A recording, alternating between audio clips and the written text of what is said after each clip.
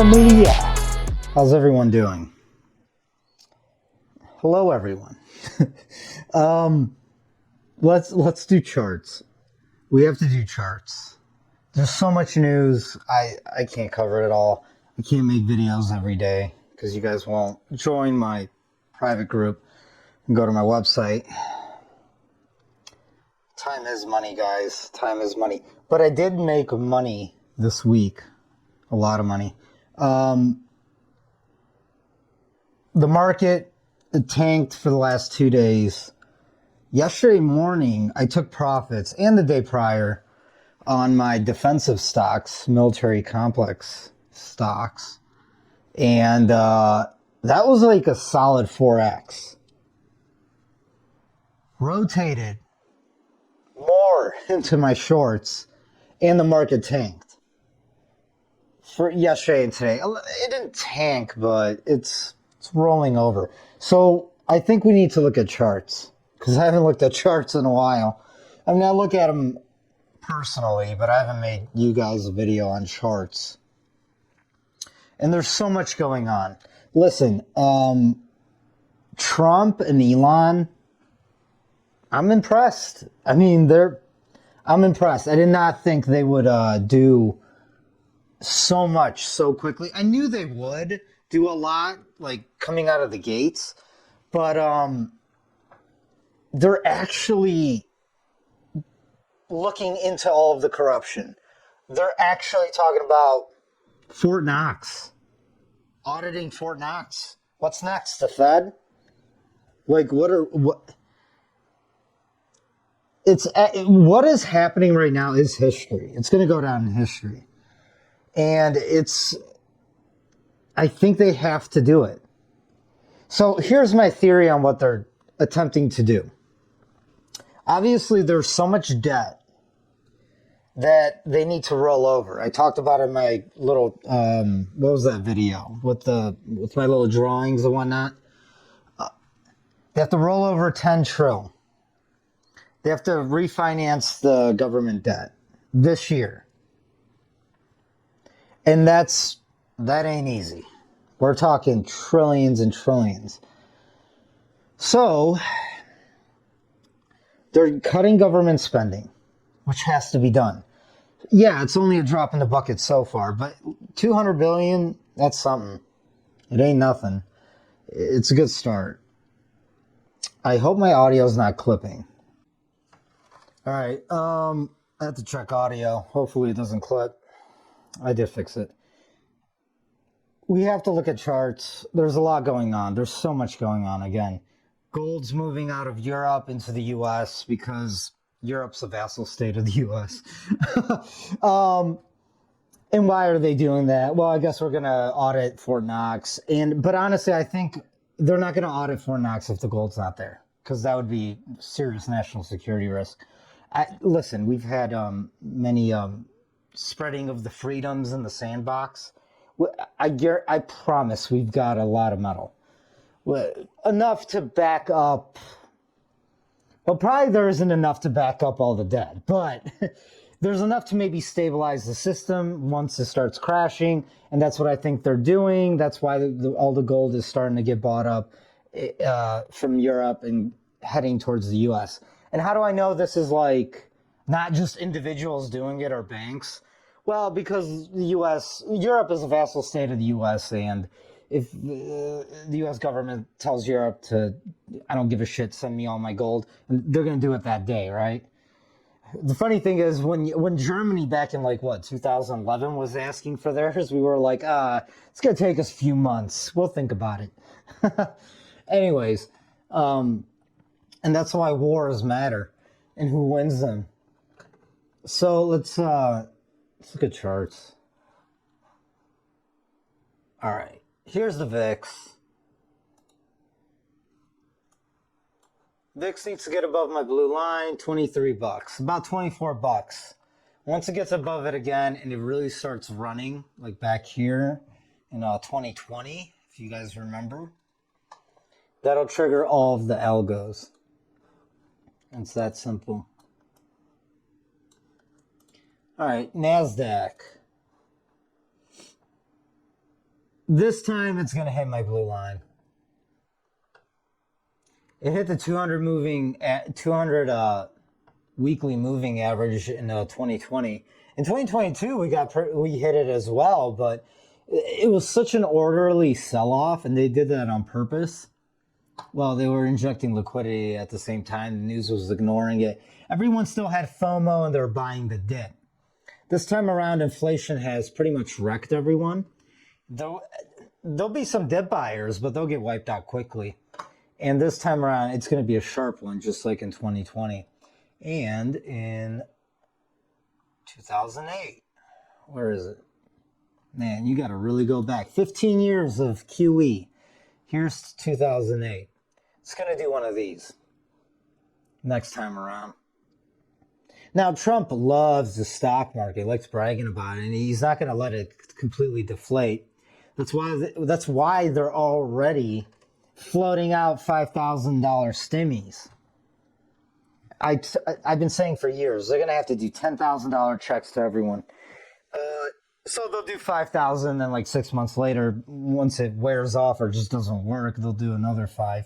And they'll justify it through Elon's Doge, cutting government spending, basically laying off everyone Biden has hired, plus migrants, to juice the labor data, which is also like cooked on top of all that.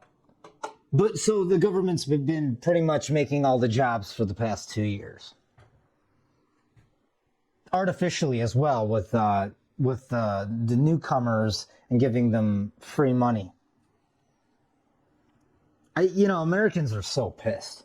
If they thought they were pissed earlier, with all the revelations with this Doge stuff, I mean, you should be really pissed.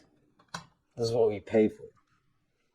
All right, let's take a look at gold. Or, you know what, gold. Gold. It's a bit extended, just like back in 2020. And listen, if we go all the way back to 2008, why isn't it zooming in?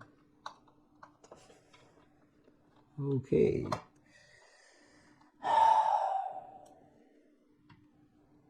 Here's 2008.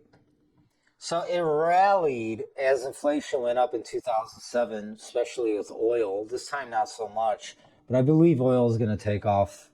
Well, I don't want to say that, not just yet. But gold sold off with everything else. Remember that. There will be margin calls. Can it be different this time? Maybe if all the central banks start aping into it, and they are, and they haven't. But I think they'll let it cool off and sell off. Will the correction be huge like in 2008? I don't think it'll be as bad.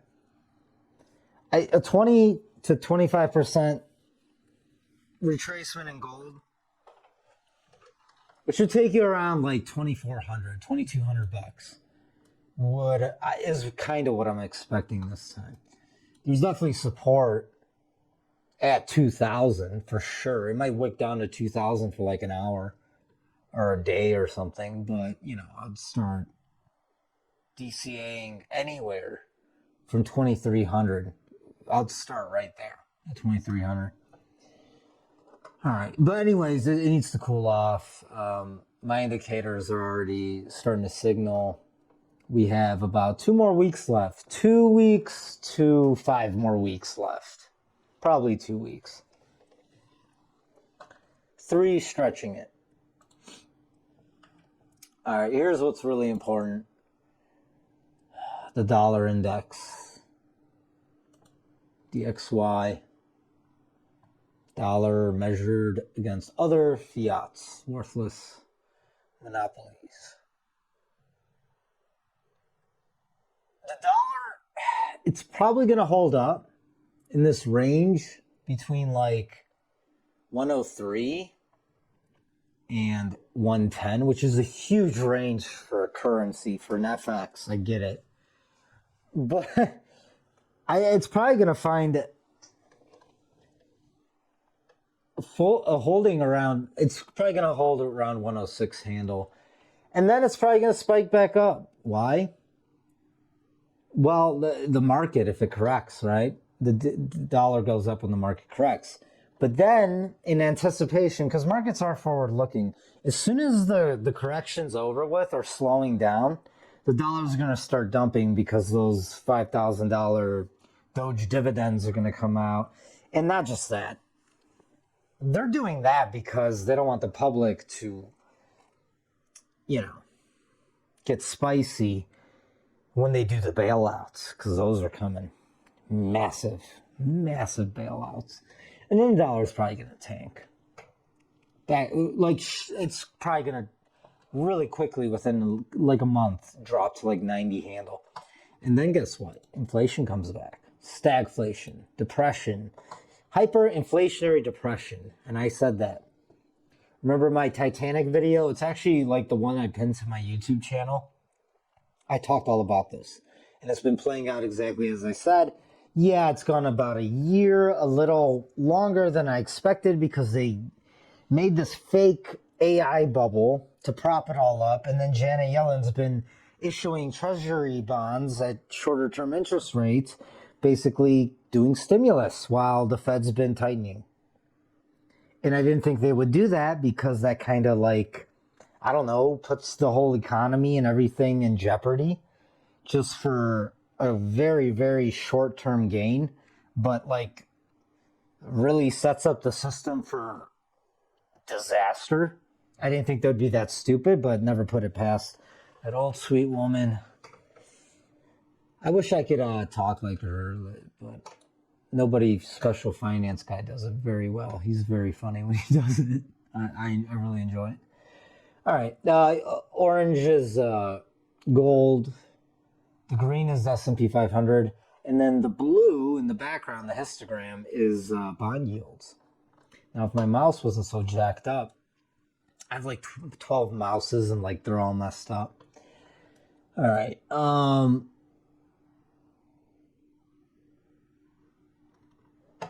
Bond yields will crash if the stock market crashes, but it has to crash quickly.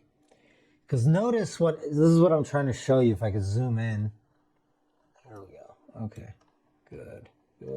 Go. There we go. Okay. As you can see here, the green line, the S&P 500, when it corrected in 2022, you see the orderly correction here? It's bouncing, right? Like every dip was bought. Okay, well, bond yields went up that entire time. So if the same thing plays out, guess what? Bond yields are going to keep going higher. They're just going to keep going higher. And if that happens, because they can't have their cake and eat it too. They can't. I know they're going to try. And this is their plan. They're going to keep doing the Doge, hoping that makes bond yields go down. Like, look, we're getting our fiscal house in order, which is good. It needs to happen. And they're also doing it because they have to at this point. We're at that point.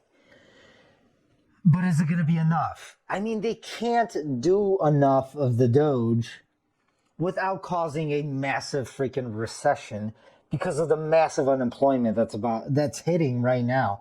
In DC, all of the housing market's crashing. It's hilarious. Now, on top of that, we have tariffs. On top of that, we have stagflation. Inflation hasn't gone down at all. The only way inflation ever goes down, the only way remotely we could ever see prices of 2019 before the coup and everything, is if we get massive deflation. Deflation is the rate of inflation going down and then going past the 2% target of the Fed. Like, we need years of deflation. The problem is you can't really have that if your economy is service sector based and not manufacturing based, and we don't export shit. And the problem with the tariffs is, sure, you could do all these tariffs, but It only really works if you have a net export surplus, meaning the United States exports more than it imports and actually makes money. And like if you looked at the company or if you looked at the U.S. as a corporation, it needs to sell more shit than buy more shit. It's that simple. But the tariffs, I mean, they are good. They are deflationary in the long run. Why? Well, it kind of forces everyone to stop buying foreign goods and start buying domestic. It also will kind of force Americans to make companies and make our own products in-house. And it also forces foreigners to bring companies to the U.S.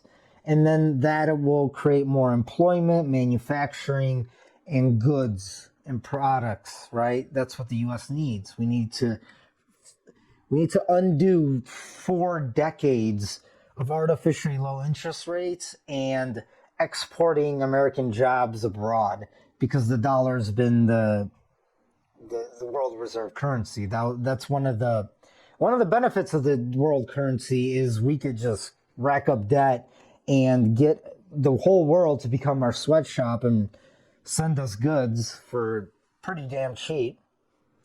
And then our quality of life goes up. But the long-term side effects of that is we gut out our own infrastructure and manufacturing base, and then we don't have real jobs in the end.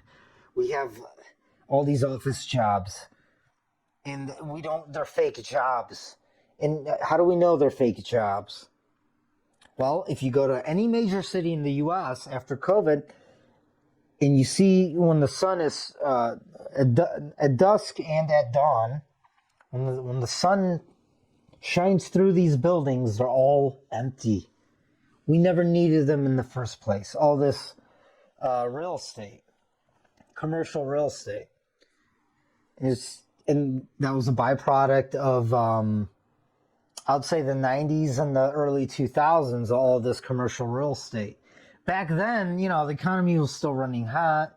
The U.S. was still coasting. It had the wind to its back, its sails, from its 100 years prior success in manufacturing wealth. It was old money that's been pushing the U.S. And, like the U.S., it did kind of build China. It did help build the second and third world up, and we did get a lot of wealth from that and cheap labor and manufacturing, and it did help the multinational American corporations. But now we're at the point where I guess you guys want to see me when I talk, when I go on these rants. All right. So where was I? Okay. Perfect example of what has happened to the U.S. is England. England used to be a huge manufacturer, like in the 1800s. That's why that was the superpower at the time, right? Well, they did the same thing that the U.S. did, and they did it with India and China. It's literally the same playbook. Well, what happened to England, to UK? The British Empire. The East India Company blew up.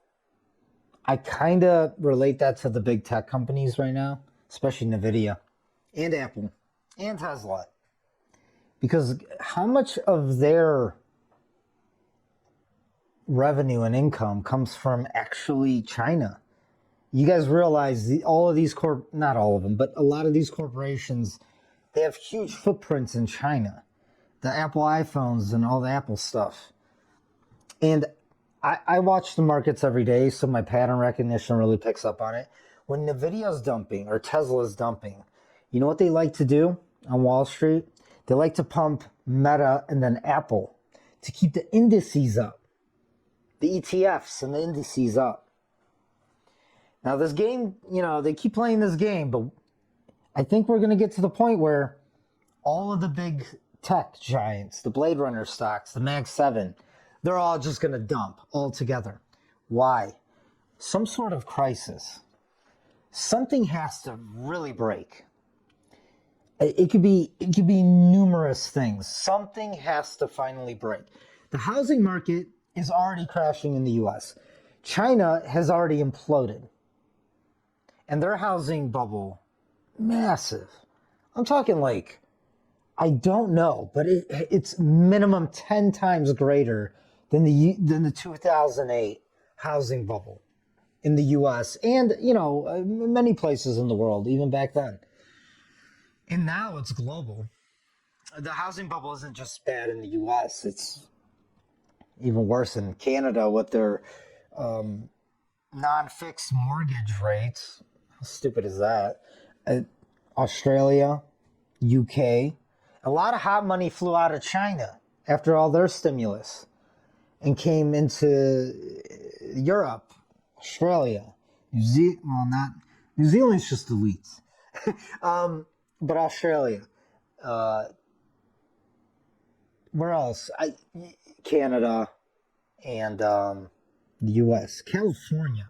If you're the flight out of California, all the Americans just fleeing California.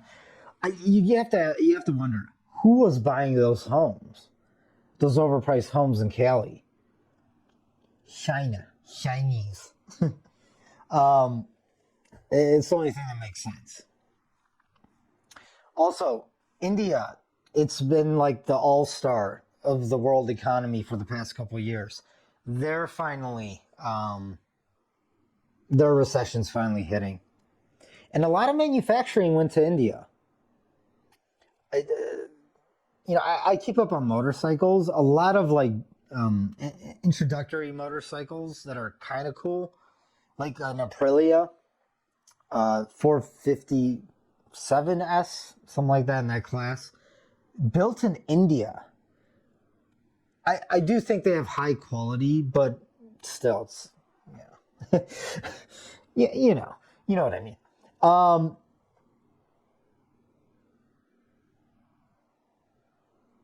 Japan obviously has the best quality control. Let's talk about Japan. That's what I think is going to be the black swan. If it's not the U.S. housing market. Or just, I don't know, banks blowing up across the world. Because everything's blowing up. Something is going to happen that's unforeseen. And it's going to scare the crap out of the market. And it's going to cause just a cascading effect of margin calls. Because everyone's in. Everyone's all in. Everyone is all in. The euphoria, it has been crazy since Trump got elected. The Trump bump, it's not a bump. This was the blow off top, euphoria. So what was I talking about with the charts? Yeah, anyways, the green line, the S&P 500, it cannot do one of these. It has to do an airdrop for yields to go down, for the U.S. Treasury yields to go down. Okay, guys? And that is the only way they can refinance 10 trillion of debt this year. And they have to do that. If they don't refinance the debt, we have a currency crisis. We have a sovereign debt crisis. Way worse than the stock market imploding and, I don't know, unemployment going to it's probably going to be really high, really scary stuff. It's worse than that.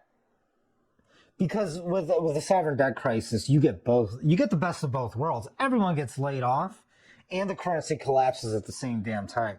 That's Mad Max shit. And I don't want to go through that. And the ruling class don't want to go through that either.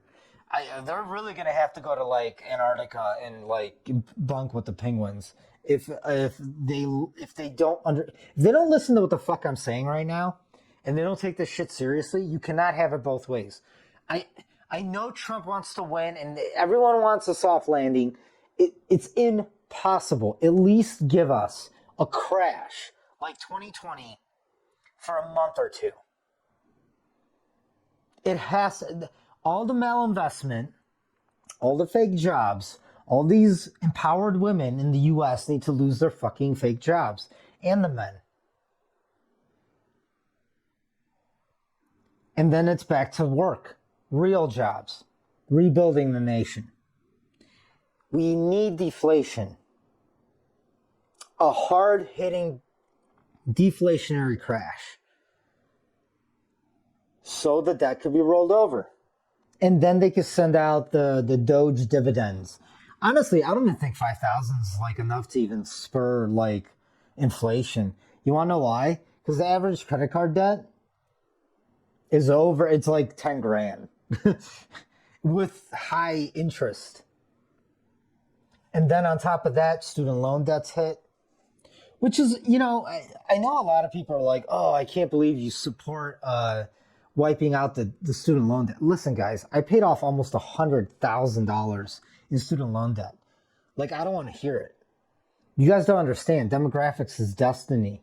If millennials and Gen Z cannot buy homes because they're just shackled with crippling debt, which is owned to who? A couple rich banks, super rich, the new mobility, the new slave masters, and then the government? No, fuck it. Wipe it clean. The education was a joke. It was a joke. It was a scam. I remember I was there in high school when they were peddling college. They're like, if you don't go to college, you're going to be a trash man. Shit, I think trash men make like 80 grand a year and they're unionized. It was a scam, guys. It was. I knew it was, and I still went, but I went for the lifestyle. And I was smart about it. I don't want to say how, but I was smart. Anyways. If the next generations can't buy homes, and the poor suckers who did buy homes in the past few years, even people who bought homes like prior to 2020, they can't afford to keep their homes because of the inflation and the maintenance costs and the property taxes. Don't even get me started with that, with the corruption. Doge needs to look into that, and maybe we should cancel that. By the way, Trump will be able to put in the bottom if the stock market crashes a solid like 50%, because that's kind of what needs to be done here, with just getting rid of income tax. And maybe property taxes. And we'll just go to a flat rate sales tax and high tariff taxes. Because taxing your income does not promote working your ass off. It promotes people to not work hard and just collect like welfare, all sorts of welfare. If you tax consumption, though, and luxury stuff, that promotes savings and it promotes hard working. And then that builds capital. And then the capital, the people's savings, people will take their savings, and guess what they're going to buy? U.S. Treasuries. And then we can maybe finance baby boomers' retirements. Because we can't really just take that all away. What are they going to do? Because listen, a lot of their retirement is also their homes, and their home values are going to drop. Because we have the silver tsunami coming, right? 10,000 baby boomers a day are retiring. 7,000 are dying. There's plenty of homes. They just built like millions, like over 10 million homes or 20 million, something like that. Some crazy in the past 40 years. The home builders. It's demographics. And we have 7 times annual income is a home average price right now, around like $430,000. The average American makes like something like anywhere between $30,000 and $40,000 a year. A household is like $60,000, and these people are buying homes, shit homes too. This spring and summer, I did it this past summer too. I have some video footage, me cruising around and new developments, but I need to do more, and I want to make better videos. And I'm going to make them this spring and summer. I'm going to have some awesome videos for you guys. You guys just join my private group, go to my website, support my work. There's no more commercials on my channel. It's not like I was making any money with that either. But, you know, it's a lot of time, and time is money. I could just be working instead of making you guys videos. I'm always in the private group, but I'm talking about videos. These take a lot of time. Anyways, let me digress. Let's look at more charts. So you guys get it with the bond yields and what needs to happen? Let me pause this for a second. You know, bet you crypto boys, I'm wondering if I'm going to do TA on crypto. I'll do TA on crypto. You know, Bitcoin has been holding up this past week with the stock market going down. It's interesting. I mean, recent events, though, there was another hack. Is something to worry about. You know, remember that Richard dude? He seems to not be worried about it. I mean, he's smart. We'll do TA on crypto for you moon boys. A lot of alpha in my private group. But you brokies don't want to join my private group. Well, you're going to miss out. So, let's, charts. All right, what do we have here? I don't want to talk about that yet. Here's Tesla in the top left, NVIDIA top right, Apple bottom left, Amazon bottom right. All right. So why do I have these stocks? Well, these are, you know, in the top 7, and like the breadth of the stock market is in like 7 stocks.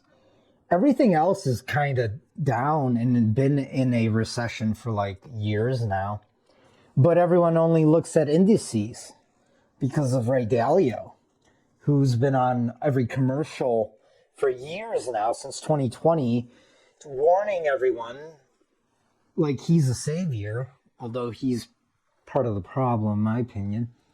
Oh, yeah, and, you know, that guy Warren Buffett, you know, the guy who has pretty much the most money out of everyone, he's all out, guys. He's all out.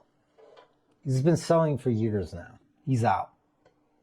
Just, you know, ignore him. Anyways, if there's an insider, it's that guy. Besides, like, Jamie Dimon. And they all hang out. So, Tesla. Now, everyone... listen, it's a religion, but... if Tesla goes down with Elon being the president, no, I'm joking, but you know, being Trump's right-hand man, and I like Elon. I like him now. He's funny. I like that.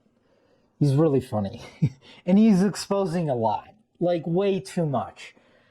It's not too much, but I'm saying more than anyone ever could have imagined. And you know what? I support Elon. And but listen, his company and his cars, but here's the thing with Tesla. Like I said, it's also in China.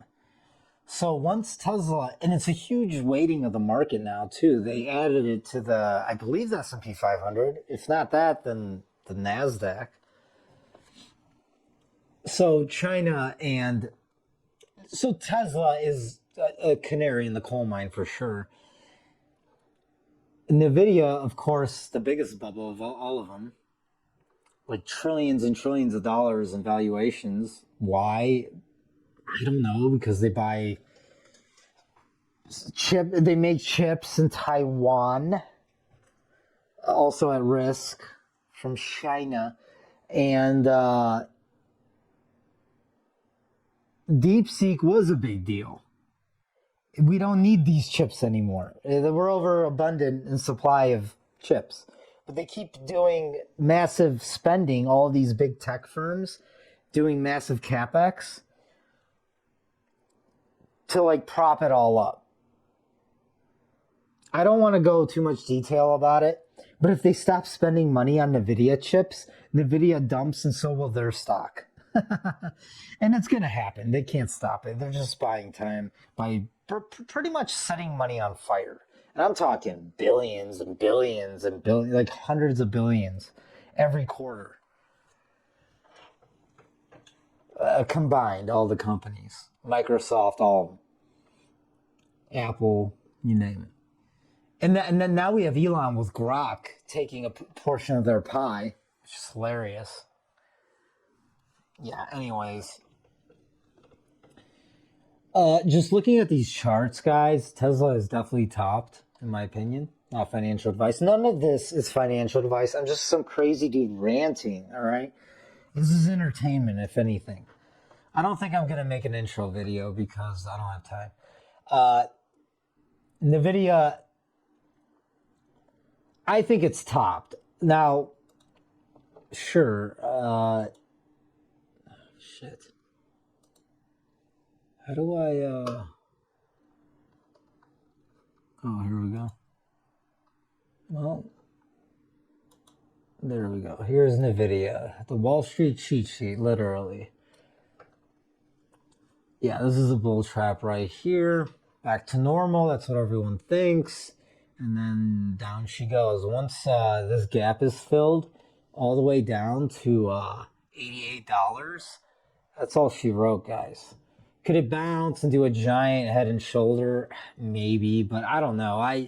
Listen, the thing is there's so much leverage and there's so many problems because it's not just a stock market bubble. It's an everything bubble. It's an automotive bubble. It's a housing bubble. It's a commercial real estate bubble. It's a credit card bubble. It's a global index bubble. And then on top of that, we have stagflation just eating away at everyone. Americans are literally living off of credit cards. Once the credit cards get cut off, it's over, man. Because people's wages cannot pay for the basics. Do you understand that? Does everyone understand this? Yes, the top 20% are doing good, but why? It's because they have assets, and by assets, they have NVIDIA stock. So once the bubble pops, the top 20% stop spending too. And they're already starting to slow down on spending because they see the writing on the wall, because a lot of them actually run businesses. And then they see that their business is literally dried up because the bottom 80% can't buy anything anymore, or they can't even pay for services.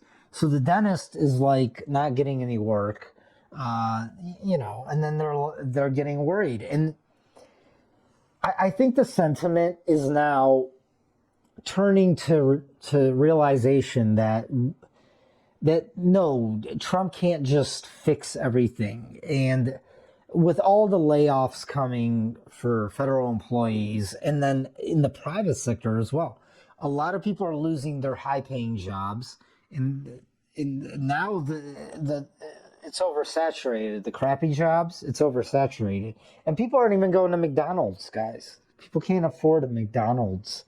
Okay, I mean this is just common sense at this point. All right. And everyone's like, no, they'll just keep printing money and they'll keep propping up the market, because if they let the market drop, then the economy crashes. Well, guess what? Again, they have to let the bubble pop so they can roll over the national debt, because at the end of the day, a sovereign debt crisis is way worse than your damn stocks dropping 50%. And yeah, spending will stop from the top 20%. Yeah, a lot of people's retirements are kind of going to get wiped out. But you know what? If you roll over that debt, you could do another round of stimmies, I guess. And they're already floating it out, right? The 5,000, and then, more Doge, another 5,000. In the end, they're probably going to do another 5,000.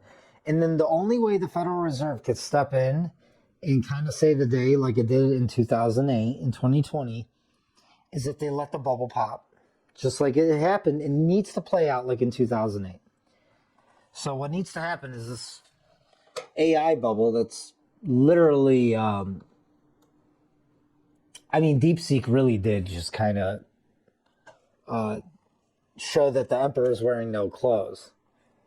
Because if you could take, if you don't need to like build a giant building and stuff it full of servers and like create giant data centers, sucking up all the electricity and making inflation go even higher for your average person, so they could create like some sort of Blade Runner sci-fi movie in real life.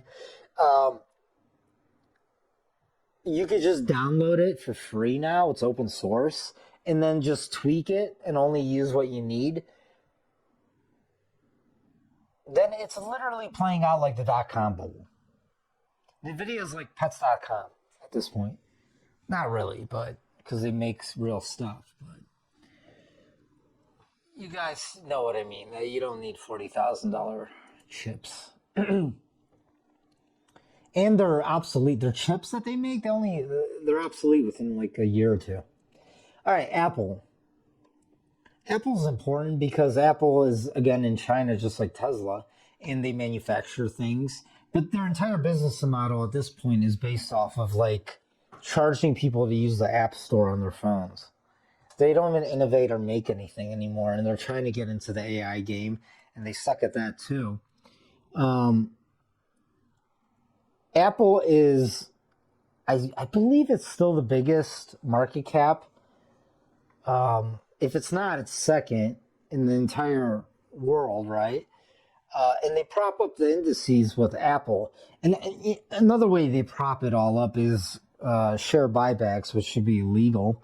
It doesn't add any value to the economy. It just pretty much enables top executives to get big bonuses and pumps the freaking stocks. Well, they should be using that money to build more things and create more jobs, but no. Anyways, TA-wise, let's look at it.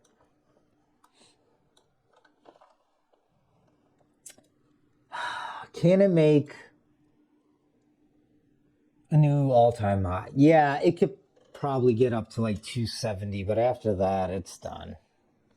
Unless Monday we get a flash crash, Black Monday or something. And once Apple takes out, it has to take out 219. Once it breaks below that, that's all she wrote.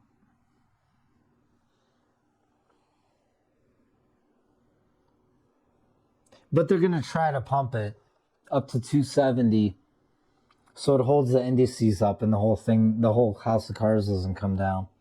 So we'll see what happens. I mean, this pattern right here is kind of like a bull flag and then like a bullish wedge. You see higher lows. This is a weekly chart, by the way. These all are. Amazon. But here's the thing. Amazon is, I would say, the most important one. Because if Amazon drops, you know we're in a recession. You know it. Because everyone loves shopping on Amazon.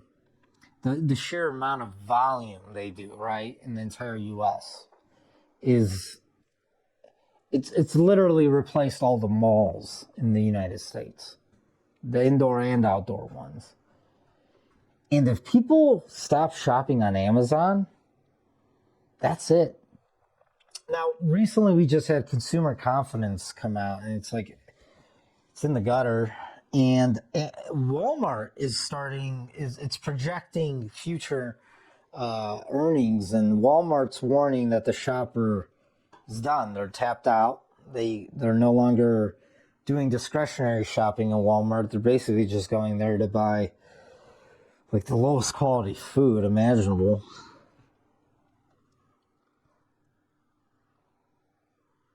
So, TA-wise, I mean, once it drops to, Amazon drops to 200, it'll probably, bounce, try to stay above it. And then once it takes that out, That's it. So, and like I said, a black swan, a flash crash. In a flash crash, this is how a flash crash happens. Everyone's long, nobody's short, and the algos at the same time all just start selling at the same time. Now, if everyone's long, everyone's all in, there's no shorts. What happens is when the price starts falling, no one could cover their shorts, and it doesn't give you any bounces. And it's just like a falling knife. And the algos just all get triggered to do the same thing, and they all sell. And once that happens, it happens really fast, and it creates volume getting. And the market makers, these brokerage houses, they're also all forced to sell. Everyone becomes a forced seller all at once. And that's what happens. I mean, it's great to manipulate the markets on the way up. Great, live by the sword, die by the sword. It's great on the way down, too. And everyone's trading options. Everyone's a degenerate gambler now in the West because it's the only hope you have of not getting wiped out by inflation. You go, listen, and it's sad. I told you guys, whatever you do not lose your job. That's the alpha. And I said that in 2021. Well, you know what? Like, you could work 4 jobs and it's like barely enough. And you're just going to like sacrifice your health. And work's drying up for everyone. I was doing hard work, guys. Like construction and stuff and all kinds of work. Everything that's dangerous. And people don't want to pay. People can't pay. Can't afford it. It's not worth my time and gas, and you have to buy tools and wear and tear on your assets, on your tools and vehicles and stuff. Let's see. Hold on. Give me a second. All right. Here's the heat map for today. Awesome. Love it. I love seeing it. There's a huge bubble as well in pharmaceuticals, drugs. So everyone's gambling and taking drugs, legal drugs. The weight loss stuff, the Hims and the Hers, those stupid commercials. Guys, you can't cheat health. You have to do it the hard way. Whenever you try to cheat nature, you're going to pay a price. And sometimes it's fatal. That's just all the warning I want to give you guys.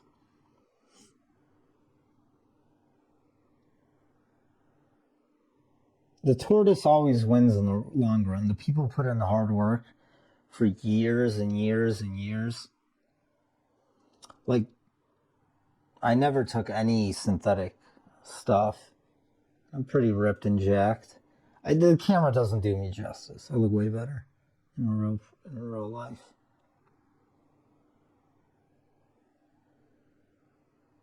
What is this? Oh, these are the indices heat map. TLT's up. I did put a position on TLT like a few weeks ago. It's working out very well. And they, you get a very large, like dividend payout for these positions I have. Like they could be huge, like 50, 100%. The payout and the price goes up of the ETF you're holding. There's new products out here, but you got to be in the private group to know. Because I'm not giving away all the good stuff.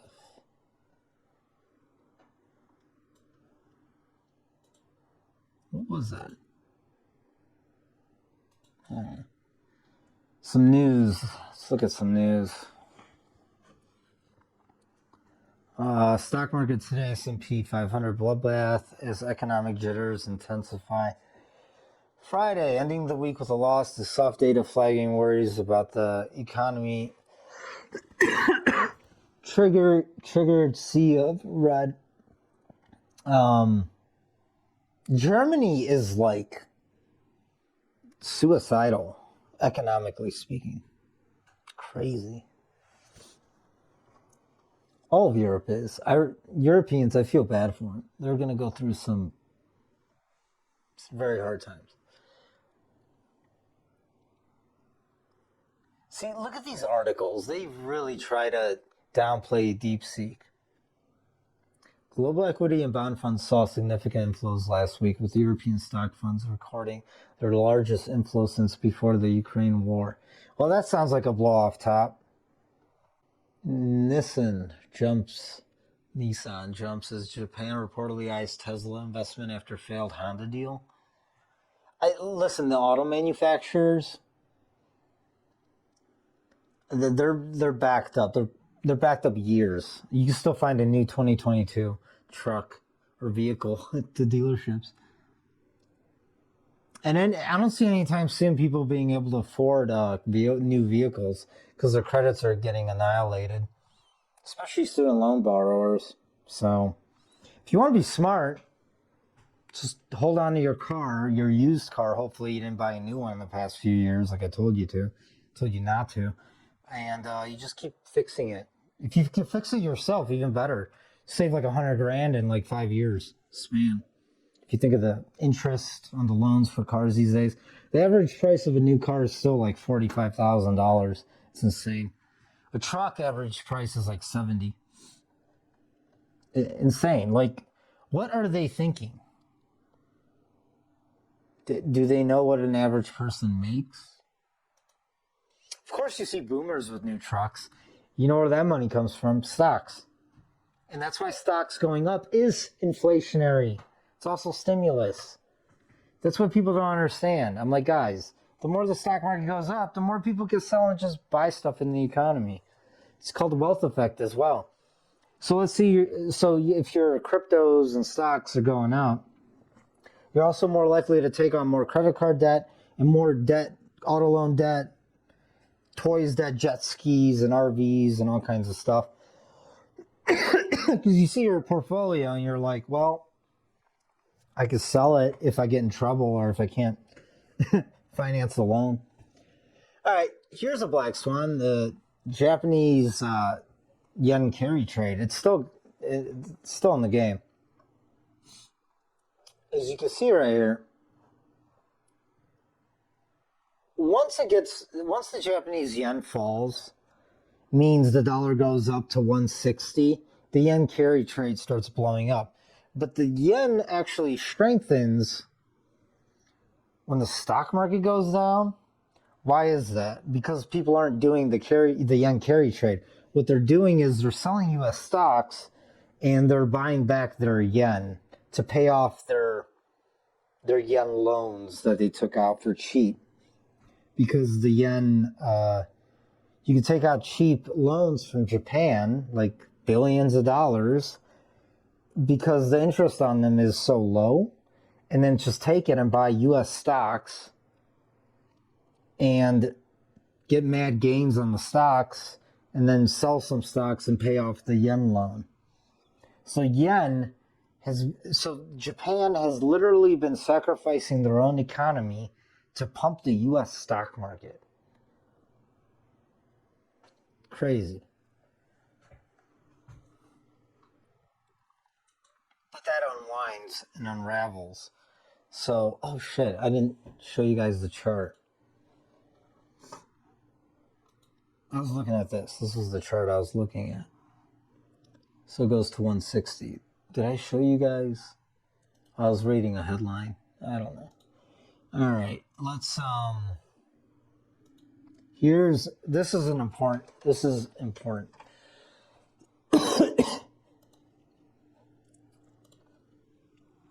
All right, it only goes back to 2008. The summer of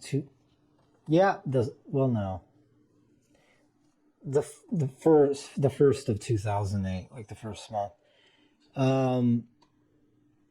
So every time the Japanese CDs, the 5-year collateral loan obligations, like the CDs, they hit down around $16, like they did back in 2008, and then that caused the yen carry trade to break back then too. And it also helped with the financial crisis. Well, every time it hits it, we like the sell-off in 2020. In 2020, it also hit about 16. In 2022, right before 2022, it hit 16. We had sort of a quick. We had the event last summer. Remember, the yen carry trade blew up. Yeah, it dipped and it hit 16. Well, guess where it's at right now? It just hit 16 again. And none of these finance bro YouTubers, armchair economists YouTubers, look at this chart. This is like some pro stuff.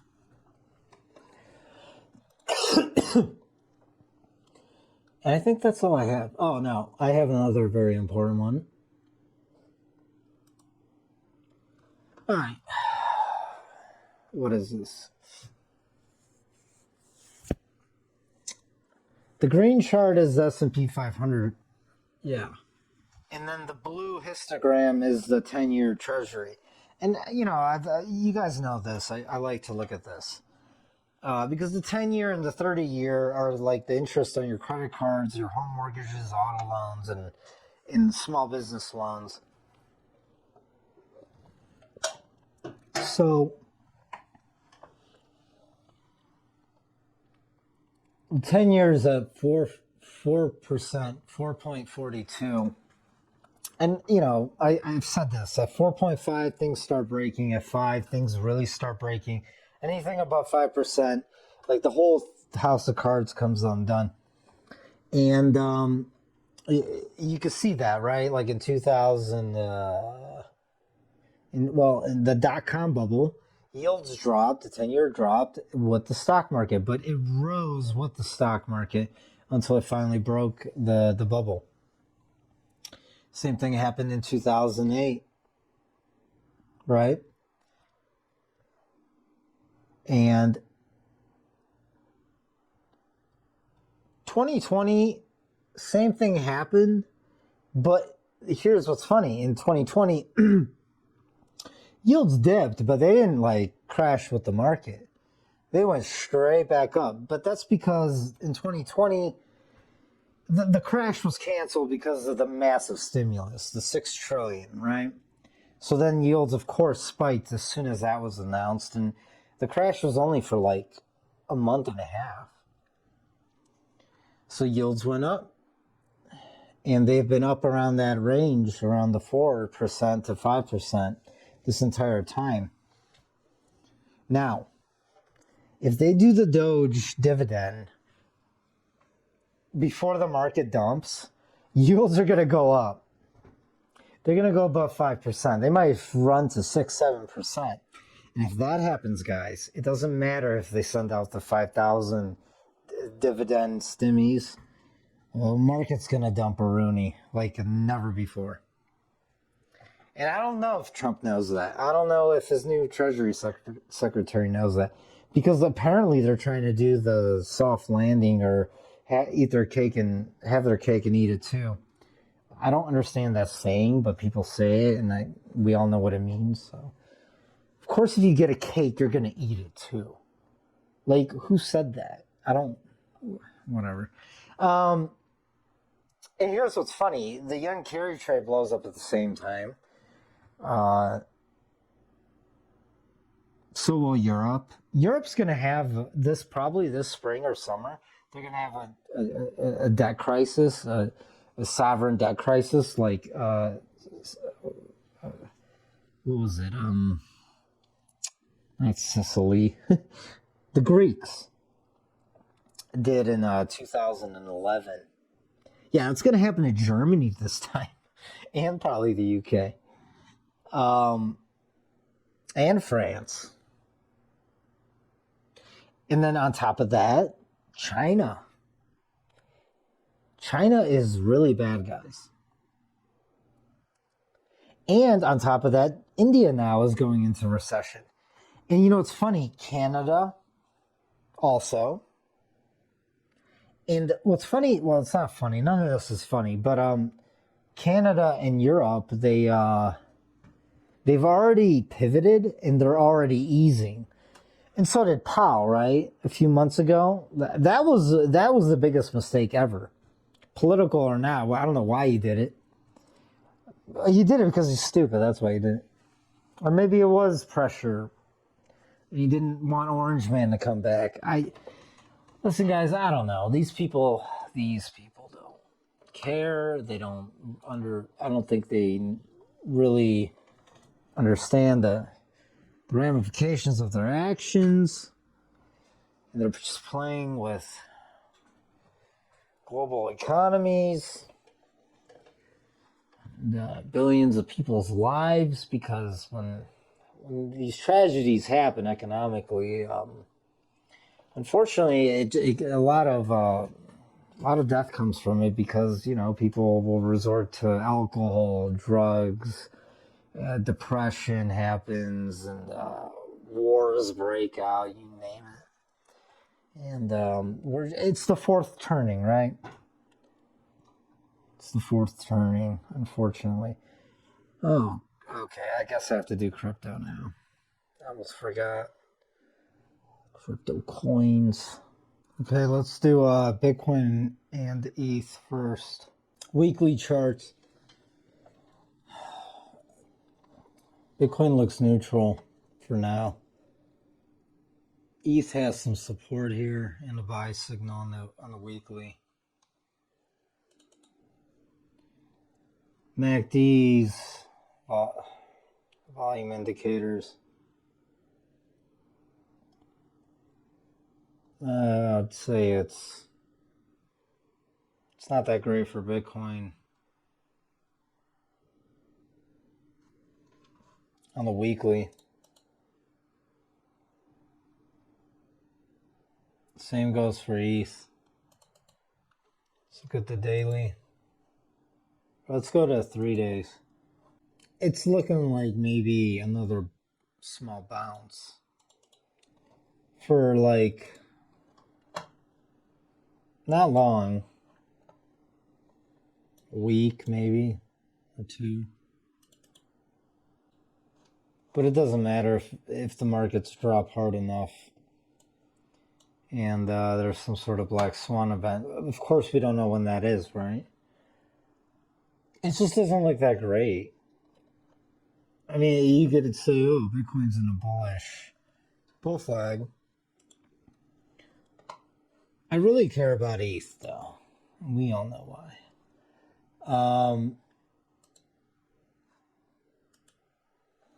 Let's take a look at ETH.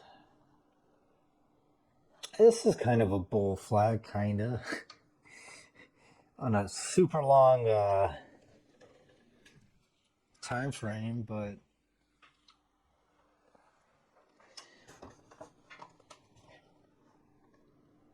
it is a higher low.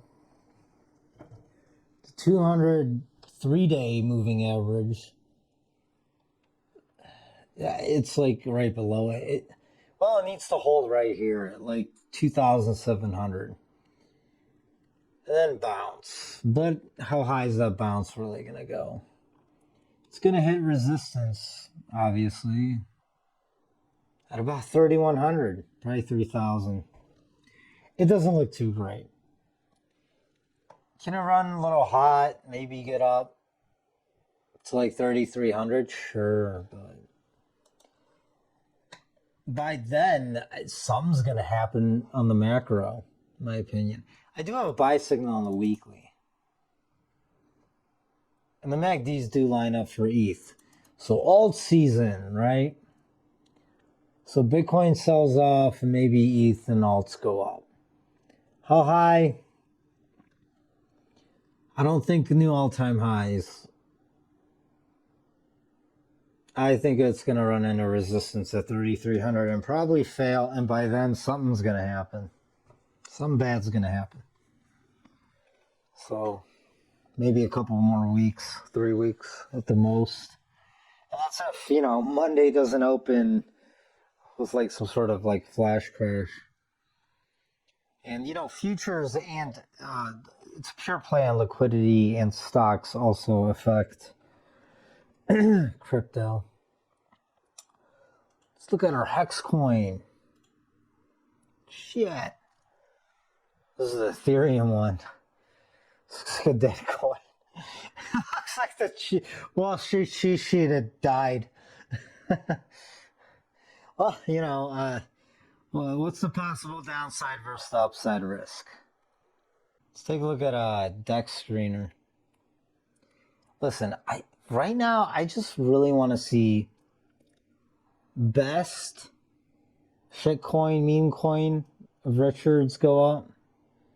Pump's been pumping, and Cardano. Man, would it be funny if a meme of Cardano on Pulse Chain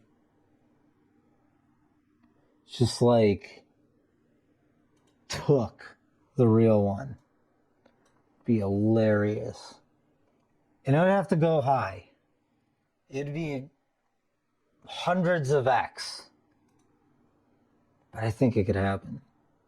So how worried am I about let's face it, most of us are holding I traded ETH, by the way, for the election. It was a great trade. It was like from 2,400 to 2,700. Listen, with the Richard Hart coins, I say DCA, because if anybody wants to win and get revenge on all his haters and has the capital to do so, you could one day just wake up and just moon the living shit out of everything and change your life. That's the risk you run if you sell. At least don't sell. There's no point of selling now, right? Like, it's down so much. So, just be patient. So many have sold, too. There aren't that many people left, I believe, in the community. So, all you have to do is just be patient and wait. Maybe do some... Well, the yield farming's gone. I guess the biggest event ever, he always staked. So he took away the yield. If you want yield and probably the best price appreciation, I believe the perpetuals are it. They're still the alpha. Because you're still buying that yield in the present from the past. Back to the future. Where's Maddie's piece of shit, DeLorean? Yeah. So, yeah, just be patient, guys. DCA. What the community needs is easy on-ramping. And Coast is it. It's just like Coinbase or anything else. The community needs to talk about it more and get everyone to utilize it. They're too busy rugging each other and whining. And it's been rough. It has. It's been crazy. I don't post too much in the newsroom about it, but we talk about cryptos all day, every day in the private group. And it's been wild. It's been fun. It's been emotional for some.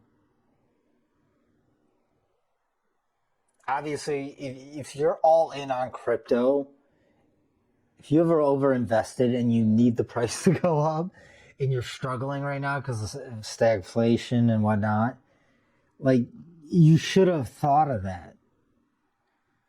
You don't put your eggs all in one basket. Even though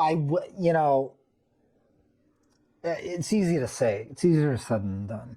Even at one point I had millions of Cardano and like just tons of Bitcoin and Ethereum. And sometimes maybe just always hold on to 3%, 1%. If you think you found something way better, and then just kind of forget about it. But don't really forget about it. Just put it away.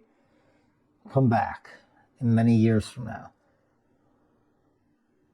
That would have been the ultimate alpha. At least save 1% and just don't freaking touch it no matter what. And it's hard to do. It is. We are our worst enemies when it comes to investing and speculating, especially in crypto. Stop chasing all the shiny new shit. And if you do, at least only throw a little bit of pocket change in it. Don't ape into it. Don't get all excited. A lot of these are narratives and bullshit. Think about it this way. The founder, do they have money? Do they have a track record? Are they smart? Do they have real devs? Not Fiverr devs. Is it just some YouTuber? You know? Because a lot of these tech streamers, they rugged you guys, took all your money. They did. When the tide goes out and people get desperate, they see the opportunity. I don't want to say names, this and that, but a lot of them. Not all of them, but most of them. I think it'll all go up to RH coins. You just have to wait and survive. Because I've been following this dude since the Tone Vase days, 7 years or something. So, do whatever you want. It's just that after all of this, after so much shit, for him not to, because there's still SAC funds. I'm just saying, they're out there. One day, you could just moon it, and you don't want to miss out. The only thing this ecosystem is really missing is, it's just an easy way to get normies and noobs back on. And I'm not saying go to the crypto exchanges. I'm just saying we need ramps. Or people need to utilize Coast, and that's about it. And bridging is hard. And yeah, I guess it just became more easy. It doesn't matter.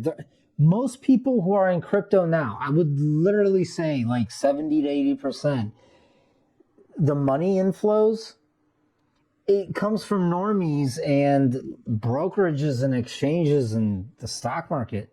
It doesn't even come from, yeah, sure, there's a lot of whales out there in crypto that are still on Ethereum, on DeFi, on the original crypto network. But they've already made up their minds. Sure, they'll start chasing later once we see the 90-degree parabolic move up. But that's not what it's about. We need to expand network and adoption and word of mouth. Postcards are great, but Hex is made to lock people in for a lifetime. And then the network grows by participants. And we've lost a lot of participants in the past 2 years, which is fine. I mean, that's what bear markets are for. It shakes out the weak, but you got to make a comeback eventually, right? And you still need people. And like I said, everyone or most people made at least one 10-year stake, and they probably don't touch it. And when the price goes back up, they all come back and they're just all, oh, I knew this was going to happen and I was going to make it, and they start shilling. So I'm going to leave you guys there with that. I think this video is way too long. It's, of course, not what I wanted to do. But I also want to cover everything, that I think is important, or I just ramble like an idiot. All right, guys, smash some likes. Leave anything in the comment section. Please join my private group. If you guys want me to make more videos and more content like this and share my ideas and thoughts and whatnot and ranting. And if you guys want me to make more intros, outros, sweet videos, and in the future, seriously, you could tip me. There's an ETH or Pulse Chain address below. You could join the private group or next time.